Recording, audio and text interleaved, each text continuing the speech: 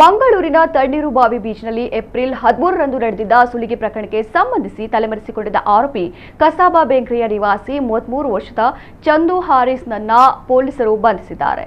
ಹುಟ್ಟುಹಬ್ಬ ಆಚರಿಸಲು ತಣ್ಣೀರುಬಾವಿ ಬೀಚ್ಗೆ ಬಂದಿದ್ದ ಕೊಡಗು ಮೂಲದ ಯುವಕರನ್ನ ಸ್ಕ್ರೂ ಡ್ರೈವರ್ ತೋರಿಸಿ ಬೆದರಿಸಿ ಸುಲಿಗೆ ಮಾಡಿದ ಘಟನೆ ಏಪ್ರಿಲ್ 13ರಂದು ರಾತ್ರಿ ನಡೆದಿತ್ತು.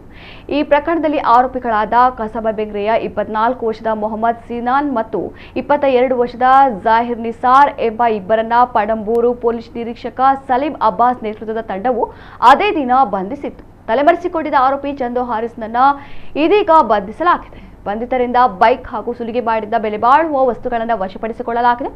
ಮಡಿಕೇರಿ ಸೋಮವಾರಪೇಟೆಯ 29 ವರ್ಷದ ಅಜಯ್ ಕೆ ಎಂಬವರು ಏಪ್ರಿಲ್ 13ರಂದು ತನ್ನ ಸ್ನೇಹಿತರಾದ ರಮೇಶ್ ಮತ್ತು ರಫೀಕ್ ಜೊತೆಗೂಡಿ ತನ್ನ ಹುಟ್ಟುಹಬ್ಬ ಆಚರಿಸಲು ತಣ್ಣೀರುಬಾವಿ ಬೀಚ್ಗೆ ಕಾರಿನಲ್ಲಿ ಬಂದಿದ್ದರು.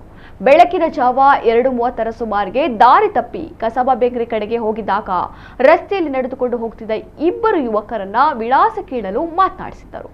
ವಿಳಾಸ ತೋರಿಸುವುದಾಗಿ ನಂಬಿಸಿ ಕಾರು ಹತ್ತಿದ ಯುವಕರು ಸ್ವಲ್ಪ ದೂರ ಹೋಗ್ತಾ ಇದ್ದಂತೆ ಸ್ಕ್ರೂ ಡ್ರೈವರ್ ತೋರಿಸಿ ಕೊಲೆ ಬೆದರಿಕೆ ಹಾಕಿದ್ದಾರೆ. ಅಷ್ಟೇ ಅಲ್ಲದೆ ಕಾರಿನ ಮುಂಭಾಗದ ಗ್ಲಾಸ್ ಅನ್ನ ಪುಡಿ ಮಾಡಿ ಅಜಯ್ ಮತ್ತು ಸ್ನೇಹಿತರ ಬಳಿಯಿದ್ದ Titan watch, fast track smart watch, gimbal, power bank ಹಾಗೂ ನಗದು ಸೇರಿದಂತೆ ಒಟ್ಟು 32,500 ರೂಪಾಯಿ ಮೌಲ್ಯದ ಸೊತ್ತುಗಳನ್ನು ದೋಚಿ ಪರಾರಿಯಾಗಿದ್ದರು.